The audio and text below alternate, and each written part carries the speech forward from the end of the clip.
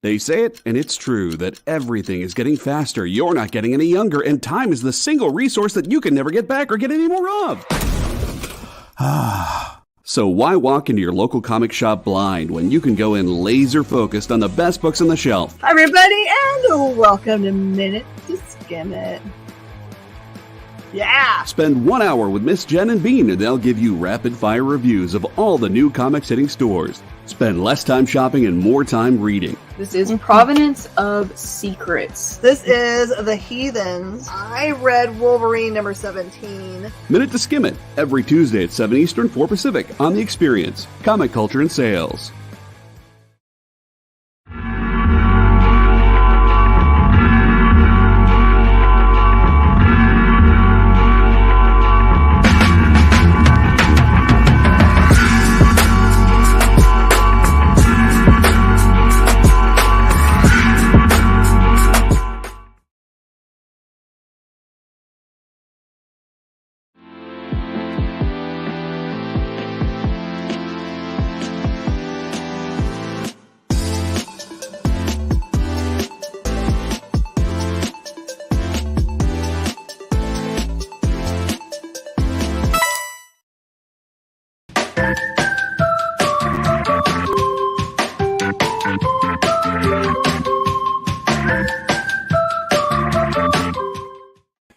Hey, good afternoon, everybody. Welcome to the damn Wickline Show. It is Tuesday, March 1st,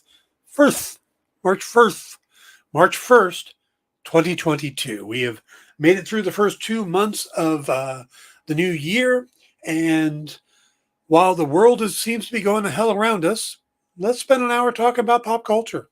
Let's talk about some entertainment. Let's talk about things that aren't people shooting each other and trying to mess up everybody's day. So let's put all that aside and talk some fun stuff. Don't a fair amount of people get shot in Agatha Christie novels?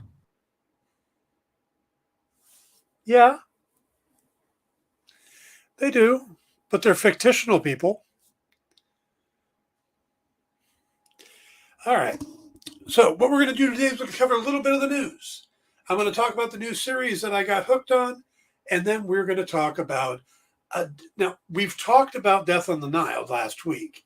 What we're going to talk about today is specifically the process or what they've done to adapt Agatha Christie for a modern audience. What they did with both Murder on the Orient Express and Death on the Nile. And I've broken that down pretty good. I've got some of the examples of what they did, why they did it, and why I think they did such a remarkable job, where a lot of adaptations just are crap. What did these guys do that worked so well, and why?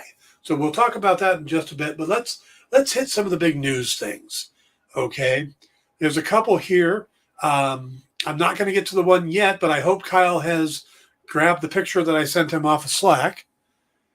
So first we're going to talk about, the big news last week was, last couple weeks, was that Netflix was getting rid of their Marvel shows. They weren't going to have Daredevil and Jessica Jones and Iron Fist and Luke. All of those were no longer going to be on the streaming service. Now, they canceled them a while back, but these were actually going to leave the streaming service, which upset quite a few people because they like these shows. Daredevil, when Charlie Cox popped up on Spider-Man No Way Home, the Daredevil series skyrocketed again on the viewership. So a lot of people went back to it. They're probably going through the first one, want to go all three, catch up on the Defenders, get all your Daredevil love. Now it's gone. As of March 1st, gone. But we had an idea of what might be happening to them.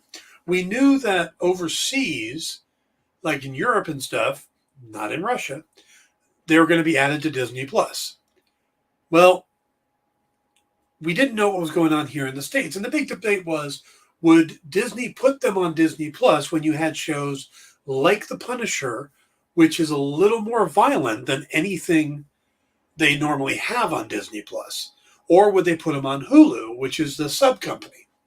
Well, the answer came out. Well, we started getting a little bit of the answer when the Canadian version of Disney Plus stated that they were getting those shows onto Disney Plus, not going to Hulu. It had not been confirmed yet for the US. Today, it was officially confirmed. Daredevil, Jessica Jones, Iron Fist, Luke Cage, Punisher, and The Defenders are all going to be up on Disney Plus starting March 16th. Now, how they're doing this is the streaming service is now going to institute some parental controls to block stuff like The Punisher if you don't want your kids to see it. Now, they have these working already in Europe. So they're rolling them out here in the US, in Canada, and North America so that, they could have everything on one. Because I don't know about you, but I would like to have all the Marvel stuff in one place. It makes a lot more sense. I don't want to have to go to Hulu for this and, HBO Max for that. I mean, it's crazy. I mean, right now, Free Guy's on 2 different streaming services. I'm not even sure how that works. Anyway, so March 16th, you're going to get all those shows added. But one more. One more is added to that list that's kind of a little surprising. That's Marvel's Agents of S.H.I.E.L.D. Now, I thought maybe they were bringing all the Netflix shows over because, they had the rights to bring them back, but also because they're slowly strip mining these shows for stuff for the MCU. We don't know how much they're going to make changes or how much these things are going to stay intact, but we already pulled the same Kingpin and the same Daredevil, so it is possible we're going to pull other things from these shows. Agents of S.H.I.E.L.D. has been said to not be canon, that it is way off there, that Phil Coulson has been dead since he was killed by Loki. He was never brought back. That was all just not counted. Well, they're bringing it over. So it could be they just want to be able to have all the shows in one place. Maybe eventually we'll get stuff like Cloak and Dagger and the Runaways and stuff to migrate over from Hulu. Don't know. But it is interesting that they're bringing Agents of S.H.I.E.L.D. over to Disney Plus at the same time. So we'll have to see how that works out. And if maybe some of the stuff from Agents of S.H.I.E.L.D. will be pulled in. Maybe we'll get Quake or their version of Deathlock or something like that. We'll have to see. All right. Another thing that popped up on the news today, and this is just a quick one, but Zoe Kravitz has confirmed that the character of Catwoman in the new The Batman film is bisexual. Now, okay, kind of got that feeling on the character from some of the stuff Frank Miller did, but to me, no big deal. My only question is, and this doesn't seem to be in part of the story. A Coulson fan. Yeah, I love to see them bring back Phil Coulson and stuff like that. So Clark Gregg deserves to be more in the MCU. All right, so the Catwoman thing. I am no problem with that. But what I would like them to do is if they're going to tell us this, make it relevant to the movie. A lot of times they tell us this stuff. Oh, this character is bisexual. This character was gay. And it doesn't matter. It doesn't actually come up in the movie. Yes, Eternals showed us Faustos and his husband and his son, and that was great. And that was important to the role, and it made sense. But a lot of these times they come out like Tessa Thompson's character in Thor. They talk about how she's bisexual or she's gay. And it's like, that's fine. That's great. Can we see it? As in, is it going to be part of the story? Is she going to have a girlfriend or a queen or whatever, however it plays out? And I say queen because she's supposed to be king in Thor Ragnarok, not for any other reason. But, if you're going to give us this information, then make it part of the story. Otherwise, it's just like going, look, we're inclusive. Well, you're not. You haven't actually done anything with the information. You just threw it out there. That doesn't really work for me. If it's part of the character, then put it in the show. Put it in the movie. All right? Otherwise, it's like coming out and saying, oh, Dumbledore was gay. Really? Because I watched all 8 of those movies and I didn't see him dating anybody either way. His sexuality really didn't come into play in any part of those books. And since they were children's books, that's fine. They probably shouldn't have. But if you're going to come out after the fact and say that, it almost seems like pandering. So hopefully this information comes out and is pertinent to the story. Otherwise, there's no sense making an announcement about it. All right, moving on. The cast for Kraven the Hunter keeps getting bigger. They've now added, we know Delroy Lindo, Andre Pierre. No, wrong movie. That's Blade. They've cast Chameleon, which is Kraven's brother. They've cast Russell Crowe in there, who we believe is going to be Kraven's father. Well, they've now cast Kraven's love interest. And it's going to be played by West Side Story actress Ariana DeBois. DeBois? She is an Oscar nominated. She won a SAG award for West Side Story. She joins the project as Callisto, according to Variety. Now, the character was created by Denny O'Neil and Alan Weiss. And her name is Calypso Azili. And she debuted in the 1980s in Amazing Spider-Man number 209. Talking a little fast here, sorry. And like I said, she's the love interest for Sergei Kravinoff, or Kraven the Hunter. And she uses voodoo and magic potions to grant her abilities such as mind control and resurrection. And she kind of keeps Kraven healthy and kind of helps him along and stuff like that. So she's kind of a vital character to Kraven's story, as is Chameleon. So that cast definitely seems to be ramping up, which means that it'll probably move into production within the next couple months. All right, and the final little news story we wanted to cover today, and hopefully this is where Kyle has that picture and can throw it up at any point. Marvel put out, there it is. This is a new poster put out by Marvel of Mr. Frickin' Knight. That's right, Mr. Knight. And those pretty much looks like Oscar Isaac's eyes in there. This is a pretty intense looking picture with him straightening the gloves and glaring. Mr. Knight is another persona of Moon Knight's.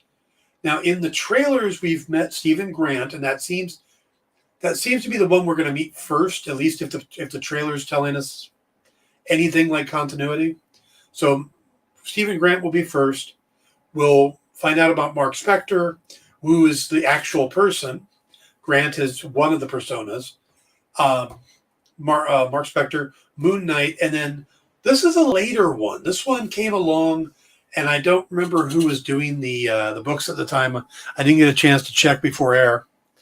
But I know Jason Burrows was doing the art, and this is Mr. Knight, and he's kind of the gentleman consultant with the police department, and he works with the cops, and he's the much more reserved professional of the group. And he's still being used in Jethro Morales' run going on right now.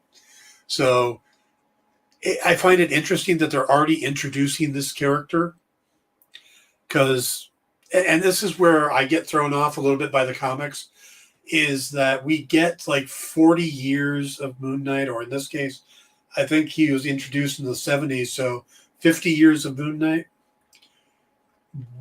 Why do we need to get to all of it at once? Why not focus on his early stuff and then kind of move along in the way the comics did? Here we're rushing to the more recent, and it reminds me of the Sam Raimi Spider-Man movies, where Sony wanted to rush to Venom instead of letting Raimi follow his successful formula of using the older villains and keeping it focused on one villain type of thing. And instead they forced the more recent Venom. I know he's not that recent now. He was in the 90s. But they shoehorned Venom in and kind of screwed up the movie. Well, I'm hoping that's not the case here. But they do seem to be making a lot of changes. Like we've seen Mr. Knight, we've seen Stephen Grant. But who we haven't seen is Jake Lockley, the cab driver persona that he has. And those are kind of the three that we got in the beginning. We had Mark Spector is the guy, like I said, but he would take on the role of Stephen Grant to establish himself in society. Rich millionaire, that whole thing. He would take on the role of Jake Lockley to be able to hit the streets and get information. And then he would take on the role of Moon Knight to actually go out and be a vigilante. Jeff Lemire, thank you. That was a Jeff Lemire and Jason Burrows. So Mr. Knight is like I said, a later persona. And also he did take on some other personas when he thought he was other superheroes. I think at one point he was Captain America and Wolverine, which is, yeah. And of course, when the character was first created, he didn't have these split personalities. They were like Matches Malone for Batman. They were just a character that he became to get information or to do what he needed to do. Later on, they became part of his psychosis. So it's going to be really interesting to see how they work all of these together in such a short series. We're talking only 6 episodes. But I am really, really looking forward to Moon Knight. All right. You can take that picture down, Kyle. I appreciate it. Now, we are going to... it's going to be a series I talk about tomorrow. It's a series that's been out for a while. It's based on the Batman universe. It's called Pennyworth. Now, Pennyworth, if you're not familiar with it, and you might not be because it debuted on a channel called Epix, which I don't really think that many people have. I think some people have it, but it's not, one of those that on every cable's network, it's a guarantee type of thing. So this show was created by Bruno Heller and Danny Cannon, who are the same minds behind Gotham. And the pitch was that this is going to be a prequel to Gotham. This was Alfred in his younger days, just out of the army, dealing with the streets of London, dealing with everything going on there, finding his first true love, building up his business, meeting Martha Wayne, or Martha Kane at that point, and Thomas Wayne. That's what the show is based on. And the idea was that this was the early days of Sean Pertwee's Alfred in Gotham. The former SAS, the guy that can take care of himself. He's smart, he's sharp.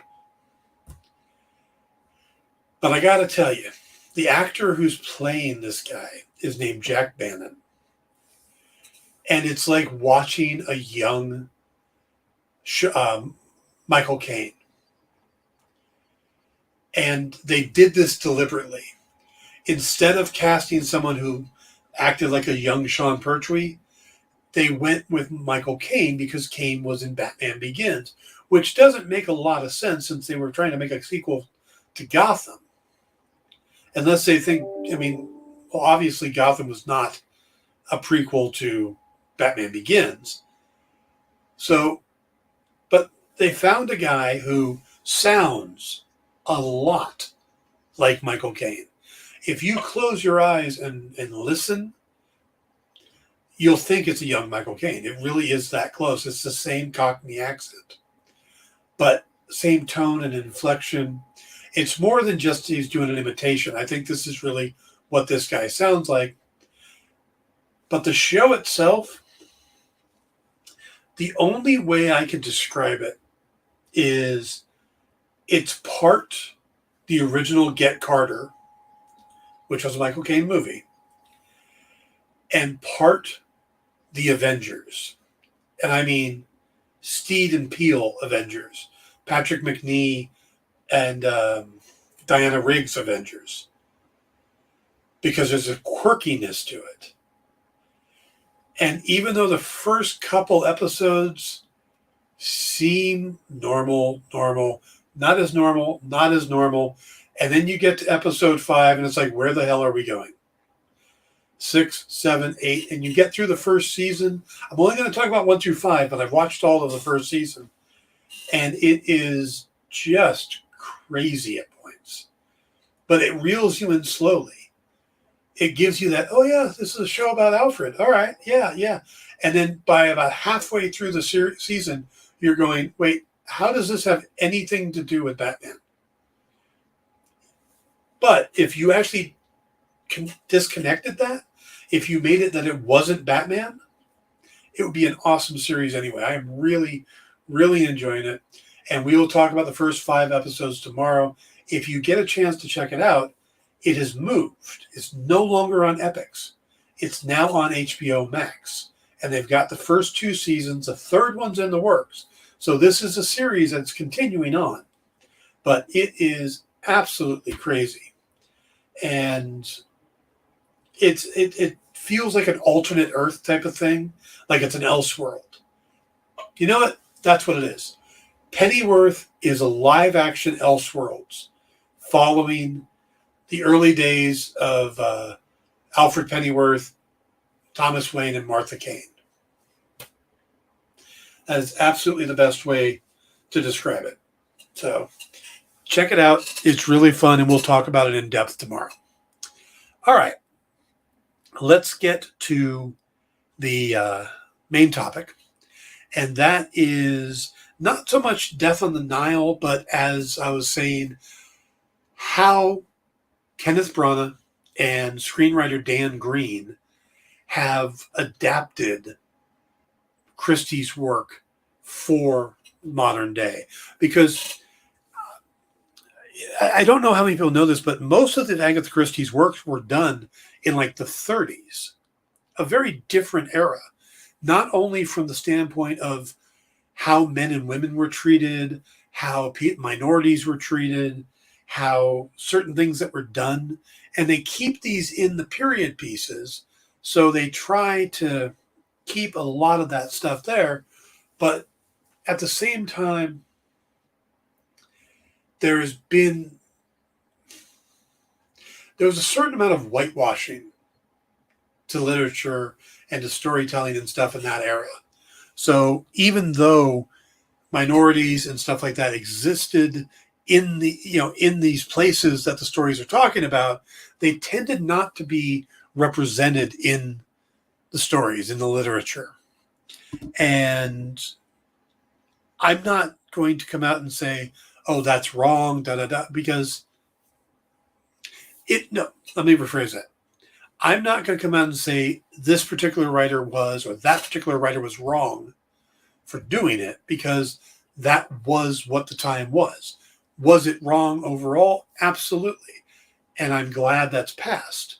But to basically, I'm not going to say, well, don't read any Agatha Christie because of that.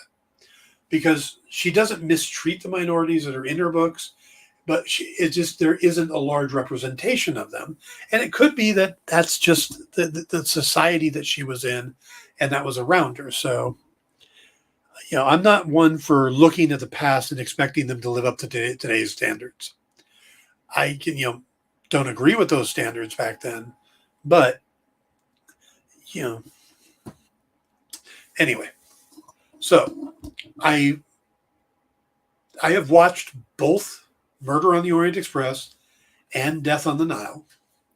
I have listened. I tend to listen to audiobooks over reading because I have so many things going on. It's easier to put one on and listen to it while I'm doing other jobs as opposed to trying to sit down and read. So I listened to the 2 newer releases of the 2 books, both of which read by Kenneth Branagh, which is a real nice touch. He's a really good narrator for these things. Actually, I just finished Death on the Nile and switched back to a book I had started, which was an adaptation of Man with the Golden Gun, the James Bond book. And Branagh was the reader on that one, too. Series of Bond audiobooks they did with famous actor narrators. JD says, I haven't seen any good. Okay, I am a huge fan of both Kenneth Branagh's Murder on the Orient Express and Death on the Nile. And just to answer that question, JD, Murder on the Orient Express has the better mystery. It's one of the better mysteries that's ever hit literature. Death on the Nile, the mystery is a little more pedantic or pedestrian, but not bad in any sense of the word.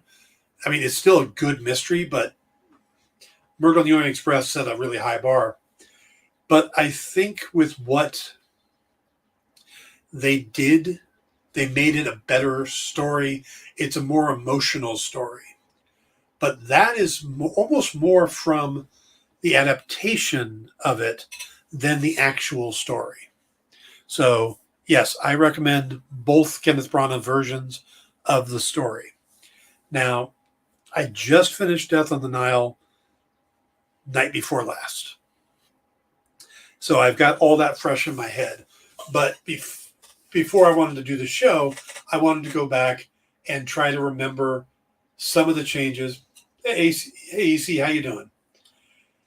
I wanted to remember some of the differences between Murder on the Orient Express and the novel. And I thought, well, let me go out there and see if anybody's done, like, you know, where I could go through and just, oh, yeah, I remember that and that. Just kind of refresh my mind.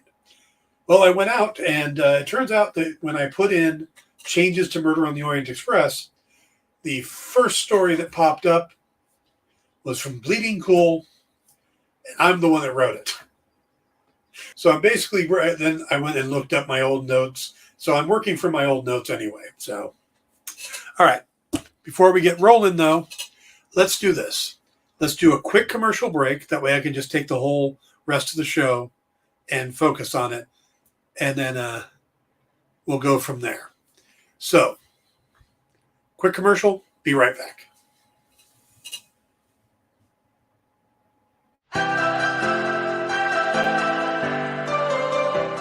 This is The Experience.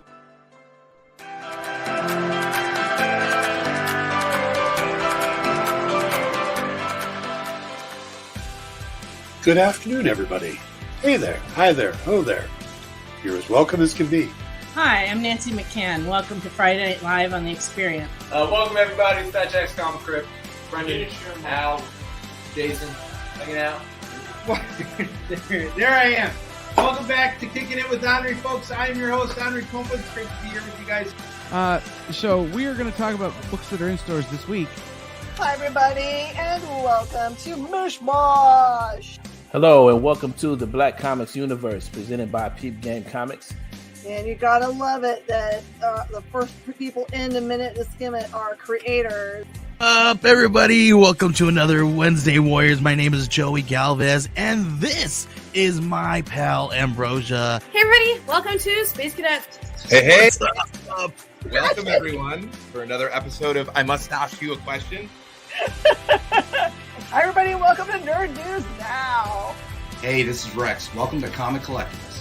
Hey, hello, all you happy people. Welcome to the damn Wickline show. Hi, everybody, and welcome.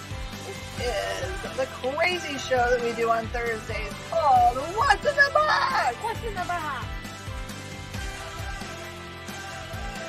Comic culture and sales.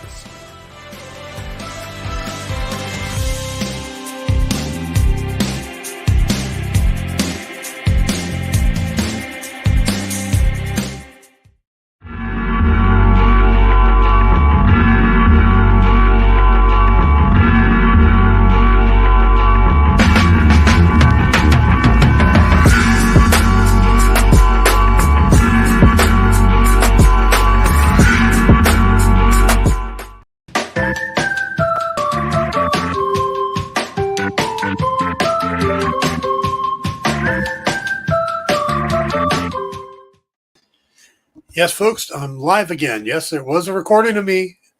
Now I'm back. All right. Same outfit, too. How embarrassing is that? Oh, my God, I wore the same thing. Okay. Let's run the spoiler thing because I am going to spoil some of the stuff here. It's the only way I can tell you the differences. So, Kyle, if you would.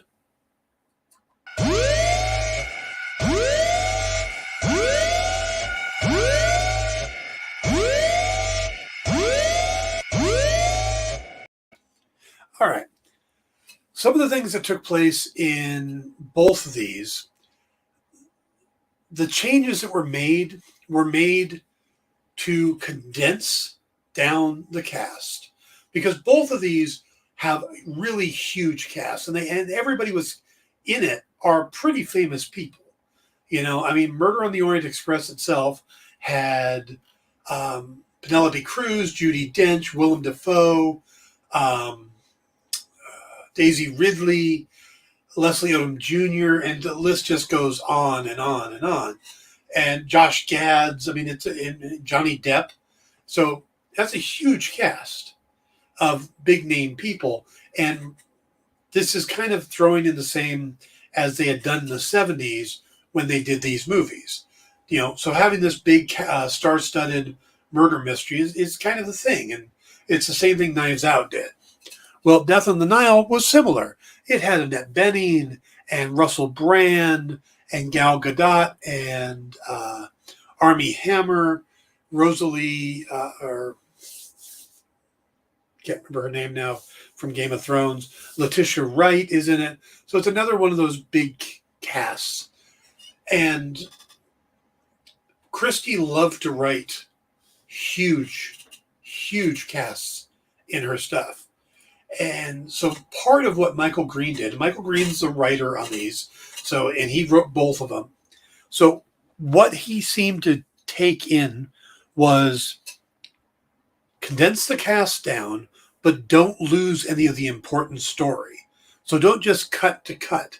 If it's important to the mystery, keep it, but maybe kind of shift things around so we don't need to have as many characters. He also tries to eliminate coincidence. Agatha Christie's one downside is that oftentimes things are coincidental. Why is Hercule Poirot on this boat? Well, he was on holiday. That's all the answer she ever gives. Green tries to give us, especially in Death on the Nile, a better reason for that. And it makes more sense with who else shows up on the boat. Now, another thing that he did is he tries to up the emotional connection.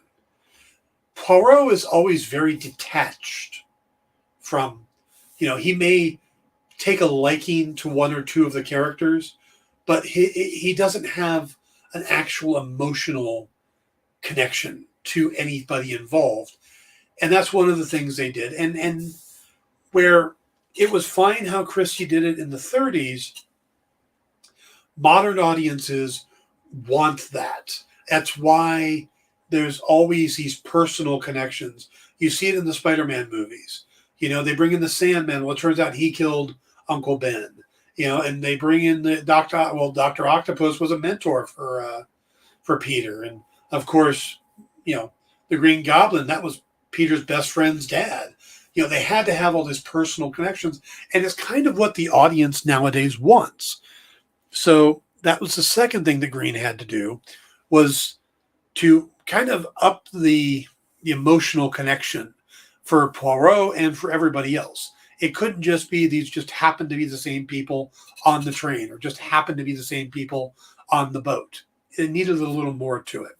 The third thing is the representation, a little bit more representation.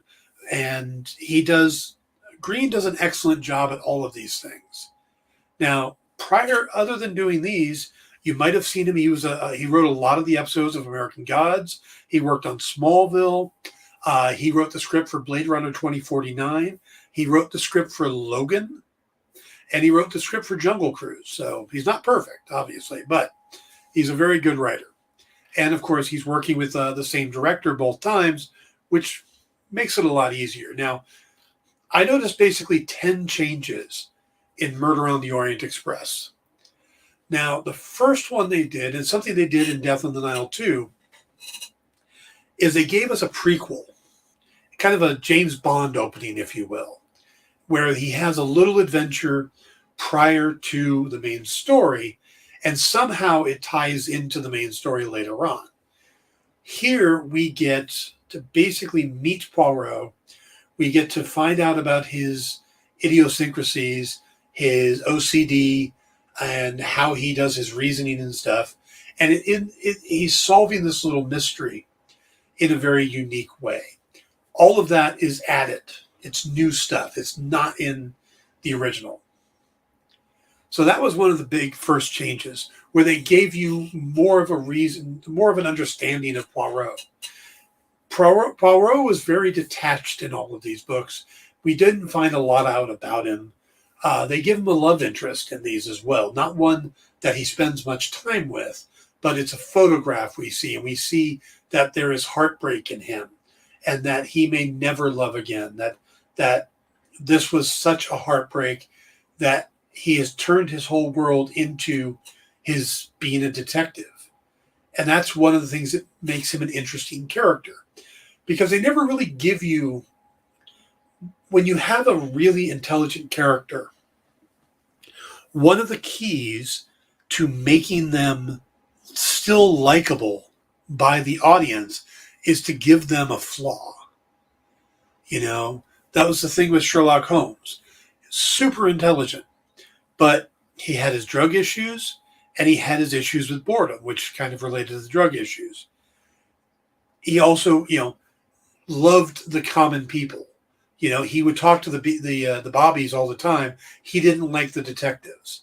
He would, he had a disdain for royalty and stuff like that, but he was great to the common person. Those were things they did about Holmes, that showed about Holmes, that made him more endearing to the reader or the viewer. And Poirot didn't really have many of those. He's quirky. He's an odd little man with a big mustache, but there wasn't anything that we could connect with. That's what this opening did, is it gave us that he dealt with OCD, that he had these issues, but he was also brilliant. And so we got on his side quickly. Now, another thing they did was they basically gave him a Watson in the character of Book, played by Tom Bateman. Book, in the novel, is an older man. He's the manager of the railway line, and he's not really that big in the series or in the novel. But they make him younger. They make him the son of the manager in the movie, and makes him a good friend, so that when something happens, he can be there and be the audience for the film.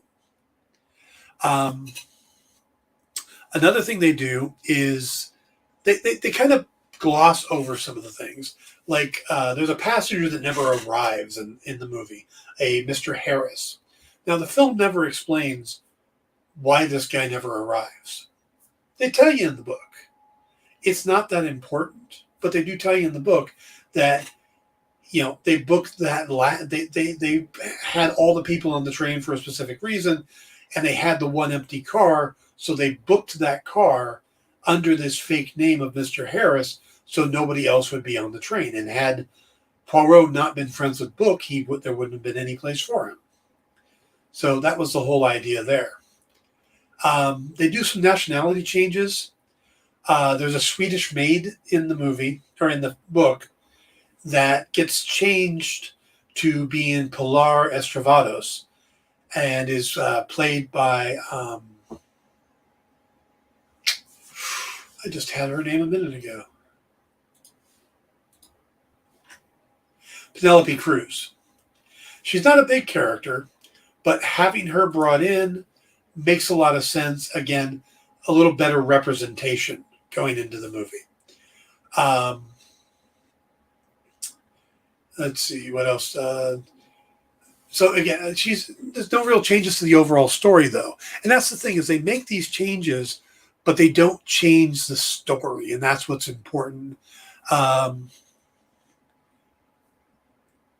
There's less attention paid to the fact that the train was full at the time, when it was never full. It's mentioned multiple times in the novel, but only once in the film. And there's a pair of characters that got combined. There's a Colonel Arbuthnot and a Dr. Constantine. Well, they combined those characters into Dr. Arbuthnot. That's a horrible name. Arbuthnot.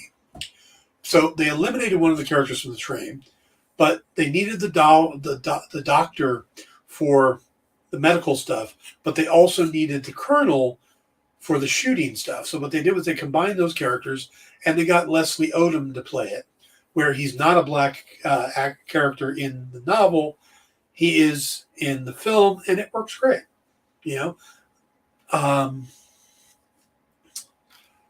In the novel, Mrs. Hubbard finds the killer's knife in her sponge bag and becomes overwrought. In the film, she finds the killer's knife in her shoulder and becomes overwrought from having been stabbed.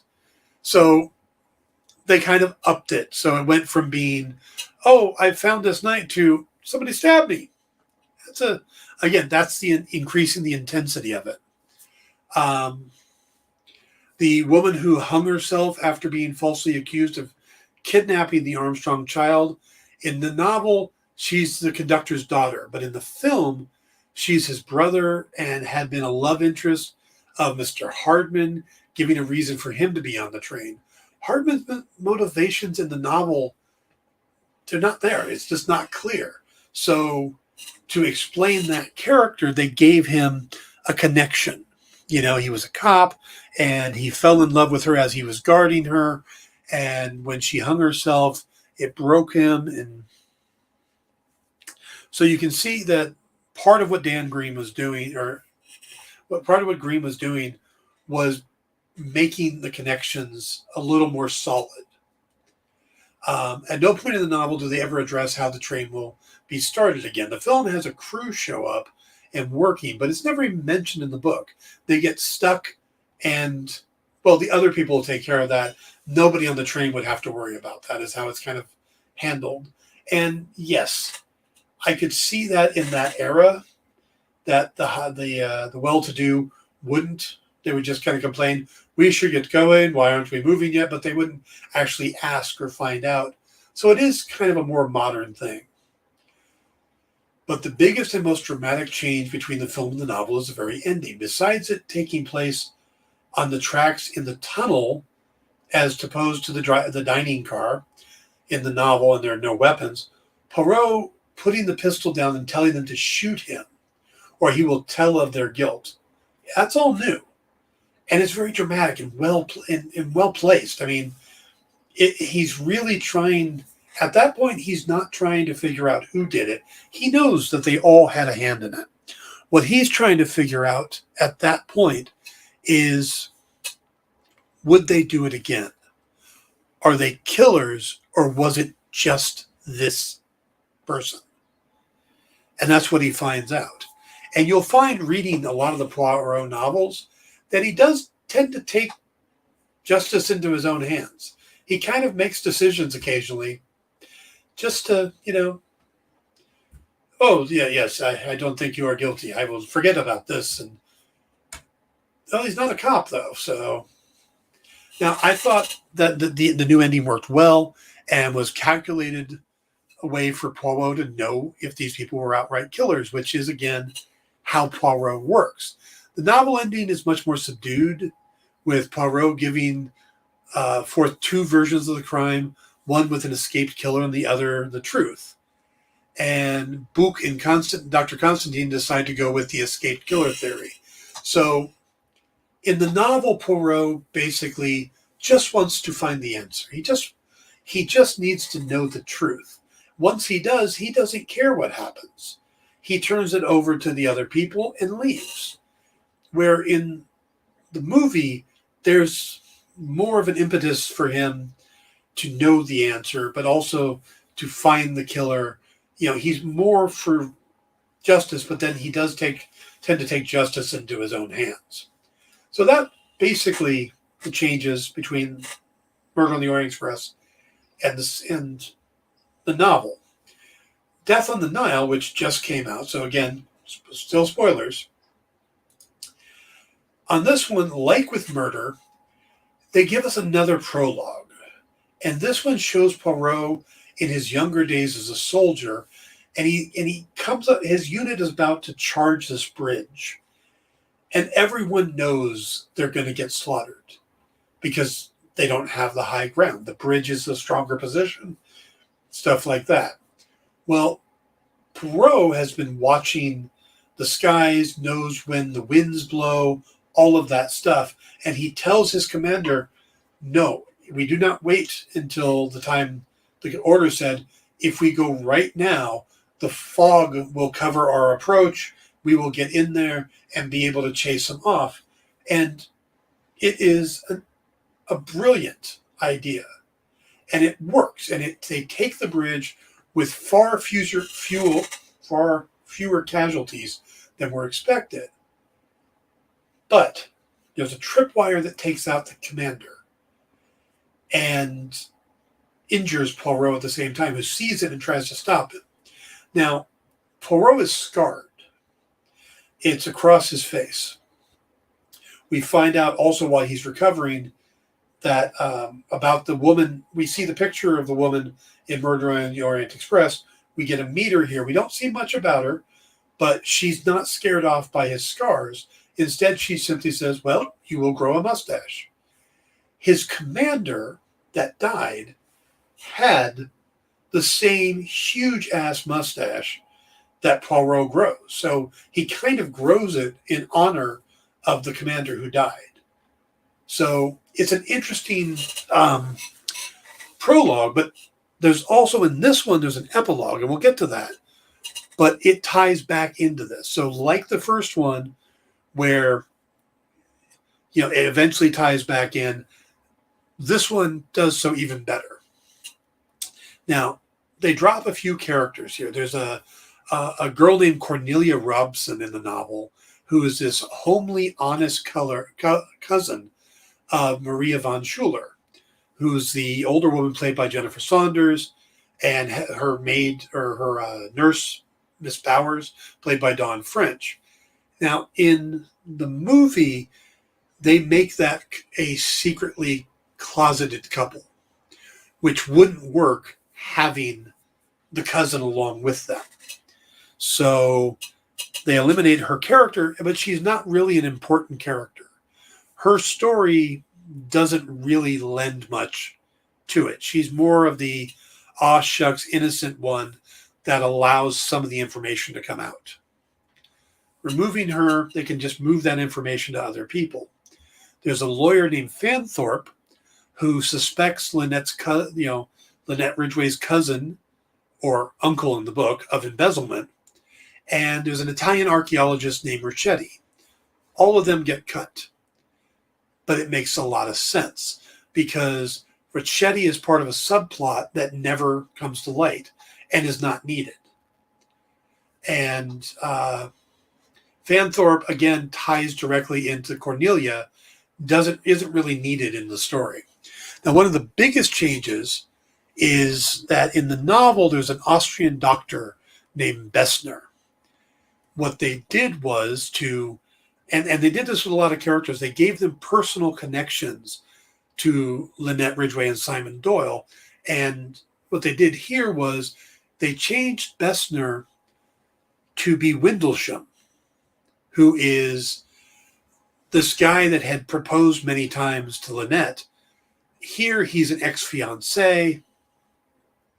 And so now, instead of having a doctor who just happens to be on the boat, you have this ex-fiancé who is still a good friend to Lynette and has a reason to be there because this is kind of a wedding celebration trip. And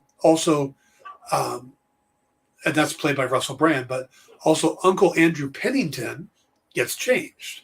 He's now younger. He's cousin Andrew, I don't know if I'm going to get this name right, Cachadorian, which makes him more of a contemporary for Lynette instead of like a parental or a mentor figure or father figure. But also they give him an Armenian lineage, which makes a lot of sense because they're kind of vague on it here.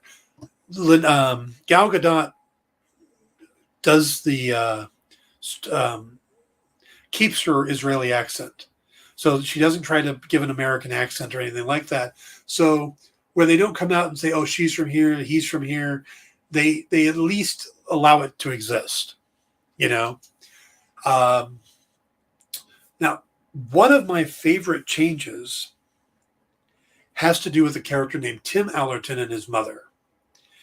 Now, they're interesting characters in the story. So, but what they did was they changed it where instead of Tim Allerton, they brought back the character of Book from Murder on the Orient Express.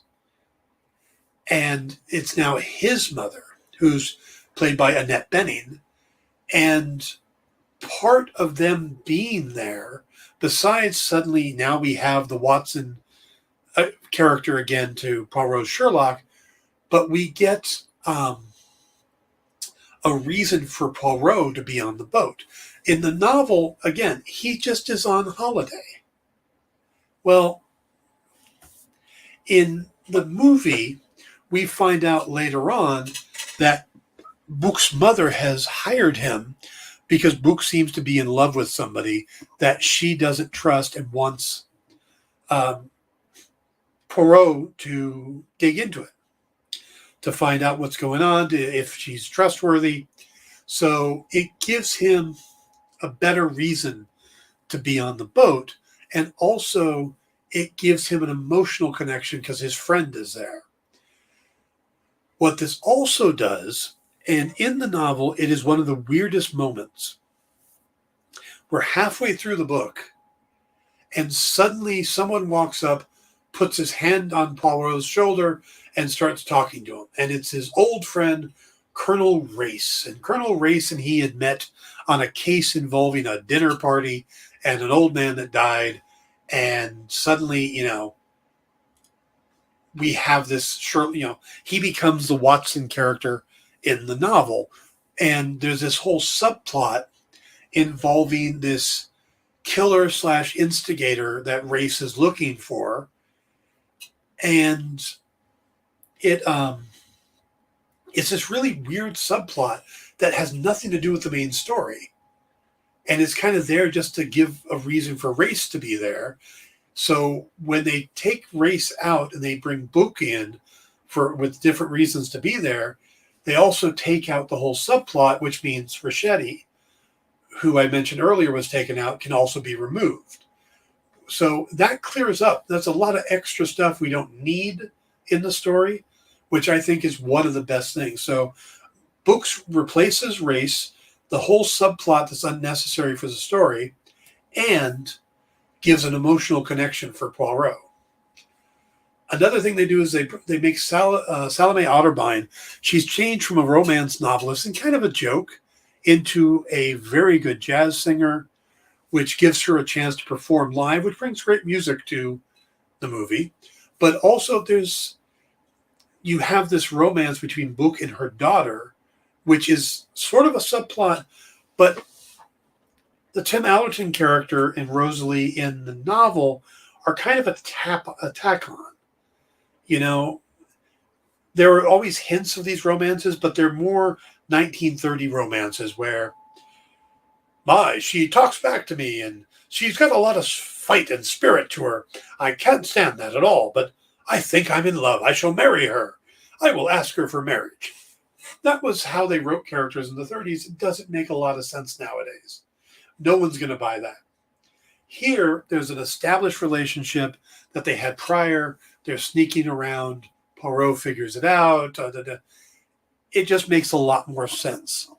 But also there is this interesting rapport between Salome and Poirot, which gets a little deeper into his character as well. And she seems to be able to push his buttons, knows that he's kind of wearing a mask at some point, Plus, they bring in Letitia Wright to play Rosalie. What was the name of Salome? The actress played Salome. Just a fantastic actress, but as two people of color. They also bring in, they make Cousin Andrew into an Armenian. So you get more people of color, more diversity into the story, which I think is also really good. Now, a lot of the changes in the film were made for the purpose of giving the situation more weight. In the novel, the majority of the passengers, they don't know Lynette or Simon. They don't know the couple. They don't know the murder victim. They just happen to be on the Karnak, which is the ship they're traveling on, and they get mixed up in the case. Where Michael Green's screenplay, he kind of reworks the characters to make them this wedding party and allowing each of them to have a motivation why they might want to kill Lynette. And it removes all of the coincidences that Christie depends on. And it brings more, like I said, of an emotional toll for the story because everybody's got a reason for being there. But I still think the best change has to be including Book. We already learned to like him in The Murder on the Orient Express. We knew he and Poirot were close, and of course, he would come in and help his friend when his mother asked. So it made sense that Poirot was there. It's also a better reason than him just being there on holiday, which never works for me. But there's the big change, and this may be the big spoiler. At a certain point in the story, Book gets killed. In the novel, it's Tim Allerton's mother that gets killed. Making that change, suddenly the whole thing becomes very personal to Poirot. His friend was just murdered in front of him. Changes the tone, makes everything more important. And that is one of the things I think they did amazingly well in this. Also, the flirtation with Salome Otterbein, the little romance thing going on between them or whatever it is. At the end of the movie, we get this epilogue. And it might be telling us that this is not only the end of this incarnation of Poirot, but that Branagh is going to be done with it. And it's a subtle little scene where we see Poirot go back to the same bar or the same restaurant where he was earlier and where he was treated like royalty. And he comes in and nobody seems to care that he's there. He's told that they're closed and all this stuff. He's treated rather poorly. And he sits down and he's listening to Salome sing. And when he turns, we see that his mustache has been shaved off, that the scar is back. And with the mustache removed, all of his celebrity is removed as well. You know, everybody knew him for the mustache. And in doing so, it was like he was finally dropping the mask. Now, was he dropping the mask to go back to Salome? It's possible.